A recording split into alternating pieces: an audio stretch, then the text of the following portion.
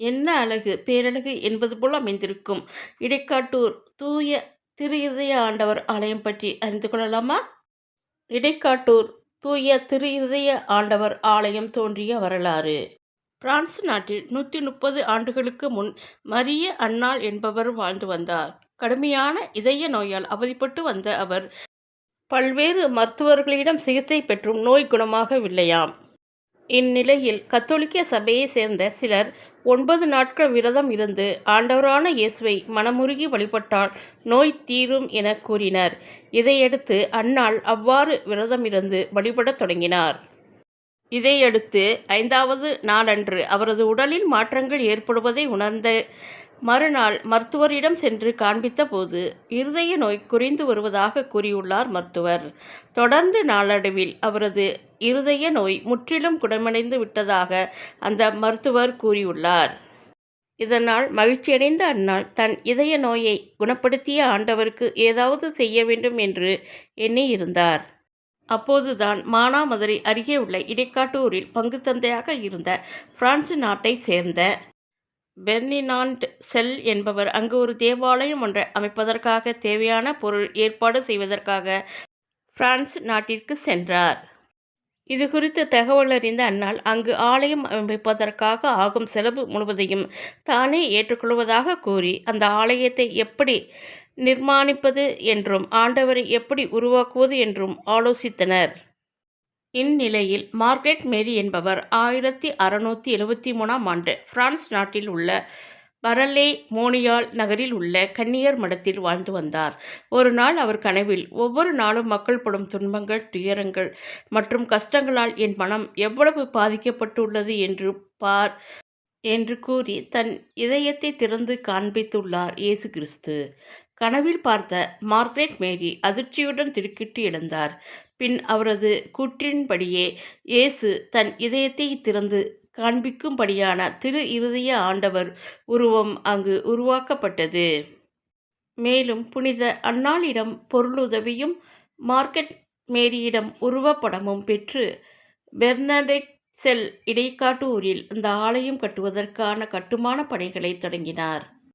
இந்த ஆலயம் பிரான்சு நாட்டு கோத்தி என்னும் கட்டடக்கலையின் அடிப்படையில் சுண்ணாம்புடன் கருப்பட்டி மற்றும் இதர பொருட்களின் கலவையால் கட்டிடம் கட்டப்பட்டு சம்மனசு எனப்படும் வானதூதர்கள் 153 பேரின் உருவங்களும் வைக்கப்பட்டுள்ளது. 120 ஆண்டுகளை கடந்தும் தற்போது வானளவிய உயரத்துடன் ஆலயம் காணப்படுகிறது.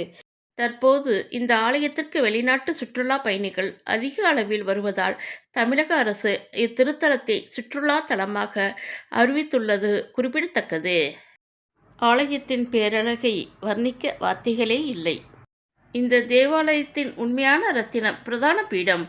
அதன் 45 அடி கோத்திக் முகப்பில் பிதா, குமாரன் மற்றும் பரிசுத்த ஆவியின் கிறிஸ்துவ கோட்பாட்டை காட்டுகிறது. கடவுள் தனது மகன் இயேசுவை கையால் பிடித்து தேவதூதர்களால் சூழப்பட்ட பரிசுத்த ஆவியானவர் பலிபீடம் ஸ்டக்கோ வேலைகளின் தலைசிறந்த படைப்பாகும். இதில் புனிதர்கள், தேவதூதர்கள், புனித ஜோசப் மற்றும் தாய் ஆகியோரின் உருவங்கள் உள்ளன. இவை அனைத்தும் உன்னிப்பாக வடிவமைக்கப்பட்டு பிரெஞ்சு கலைத்திறனுக்கு உண்மையான அர்ப்பணிப்பாக விளங்குகின்றன. தேவதூதர்களின் 153 சித்தரிப்புகள் தேவாலயம் முழுவதும் காணப்படுகின்றன. இது பார்ப்போருக்கு பரலோக சூழலை உருவாக்குகிறது. இடைக்காட்டூர் தேவாலயம் மத முக்கியத்துவம் வாய்ந்த இடமாக மட்டுமல்லாமல் பிரமிக்க வைக்கும் அழகிய இடமாகவும் உள்ளது. இடைக்காட்டூர் தூய இருதய ஆண்டவர் ஆலயம் அற்புதங்கள் நிகழ்த்தும் தலமாக புகழ் பெற்றது. நோய்வாய்ப்பட்டவர்கள், குழந்தையில்லாத தம்பதிகள், வேலை தேடுபவர்கள் என பலர் இங்கு வந்து தங்கள் பிரார்த்தனைகளை செலுத்துகின்றனர். இந்த தேவாலயத்தில் உள்ள தூய இருதய ஆண்டவர் சிலை உலகிலேயே 3 இடங்களில் மட்டுமே காணப்படும் தனித்துவமான அமைப்பை கொண்டுள்ளது. இயேசு கிறிஸ்து தன் இருதயத்தை திறந்து காட்டிய நிலையில் இரு கைகளாலும் ஆசீர்வாதம் செய்வது போன்ற தோற்றத்தில் இந்த சிலை அமைக்கப்பட்டுள்ளது. இந்த தேவாலயம் ஐரோப்பிய கட்டிடக்கலை பாணியில் கட்டப்பட்டுள்ளது. தேவாலயத்தின் உட்புறம் ஓவியங்கள் மற்றும் சிற்பங்களால் அலங்கரிக்கப்பட்டுள்ளது. தூய இருதய ஆண்டவர் விழா ஒவ்வொரு ஆண்டும் ஜூன் மாதத்தில் தூய இருதய ஆண்டவர் விழா 10 நாட்கள் கொண்டாடப்படுகிறது. இடைக்காட்டூர் தேவாலயம் மத முக்கியத்துவம் வாய்ந்த இடமாக மட்டுமல்லாமல் பிரமிக்க வைக்கும் அழகிய இடமாகவும் உள்ளது. வரலாறு, கலை மற்றும் ஆன்மீகம் ஆகியவற்றின் இணக்கமான கலவையான நேரத்தையும் இடத்தையும் தாண்டிய அனுபவத்திற்கு பார்வையாளர்களை அழைத்து செல்கிறது. திரு இருதய ஆண்டவருக்கு ஜெபம். மிகவும் வல்லமைமிக்க ஜெபம். எல்லாம் வல்ல இறைவனே, நான் மிகுந்த விசுவாசத்துடன் உம்மிடம் கெஞ்சி கேட்கிறேன். எனக்கு இந்த துன்பகரமான வேளையில் உமது வல்லமையான கரங்களால் ஆறுதல் அளித்தருளும். என்னிடம் பாராமுகமாயிராதையும் நல்ல இயேசுவே, உமது கதவுகளை எனக்கு திறந்துவிடும். உமது வல்லமையான கரங்கள்தாம் நான் விரும்பும் சக்தியை எனக்கு என்றும் அளிக்க வல்லது. உங்கள் வேண்டுதல்கள், மன கஷ்டங்களை கூறவும். என் ஆண்டவரே, இறந்து கேட்கும் பாவியான என் இருதயத்தின் வேண்டுதலுக்கு செவிசாய்த்தருளும். உமது நித்திய வீட்டை நான் என்றும் அடைய எனக்கு என்றும் வழிகாட்டி அருளும். ஆமேன். ஒவ்வொரு வேண்டுதலின் முடிவிலும் இயேசுவே எனக்கு உதவியருளும் என்று கூற வேண்டும். என் ஒவ்வொரு தேவைகளின் போதும் தாழ்மையுடனும் நம்பிக்கையுடனும் உம்மிடம் வர இயேசுவே எனக்கு உதவியருளும்.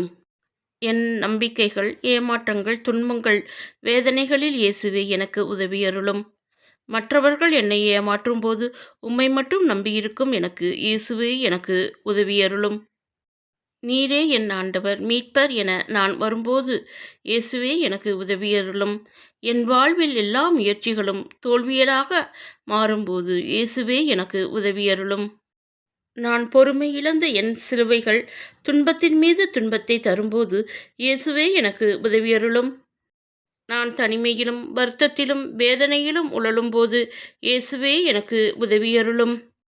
எப்போதும் எனது பலவீனங்கள், தோல்விகளின் போது இயேசுவே எனக்கு உதவியருளும். முக்கிய குறிப்பு: இச்செபம் வல்லமை மிக்கது. உங்கள் வேண்டுதல்கள் எவ்வளவு கஷ்டமாக இருந்தாலும் இச்செபத்தின் மூலம் அடையலாம். மாதத்தின் முதல் வெள்ளிக்கிழமையிலிருந்து தொடர்ந்து 15 நாட்களுக்கு இச்செபத்தை ஜெபிக்கவும். ஒவ்வொரு நாளும் ஒரு மெழுகுவர்த்தியை கொளுத்தி ஜெபம் முடிய அணைத்து விடவும். 15 நாட்கள் முழு மெழுகுவர்த்தியும் எரிய விடவும். 15 நாட்களும் ஒரே மெழுகுவர்த்தியை உபயோகிக்கவும். 15 நாளுக்குள் உங்கள் ஜெபங்கள், வேண்டுதல்கள், விண்ணப்பங்கள் அனைத்தும் திரு இருதய ஆண்டவரிடம் சென்று சேர்ந்துவிடும். அவர் விண்ணப்பங்களை ஏற்று உங்களுக்கு மன அமைதியையும் உங்களுக்கு தேவையான வரத்தையும் அருளுவார்.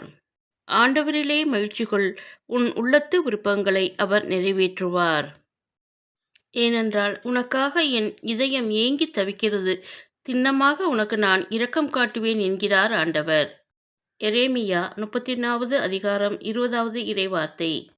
வாக்கு தந்தவர், வாக்கு மாறாதவர். எனவே நாம் அனைவரும் அவரிடம் அடைக்கலம் புகுவோம். இயேசுவுக்கே புகழ். மரியே வாழ்க. இந்த வீடியோ உங்களுக்கு பிடிச்சிருந்தா லைக் பண்ணுங்கள், ஷேர் பண்ணுங்கள். உல்டா உலகத்தை சப்ஸ்கிரைப் பண்ண மறந்துடாதீங்க. நன்றி, வணக்கம்.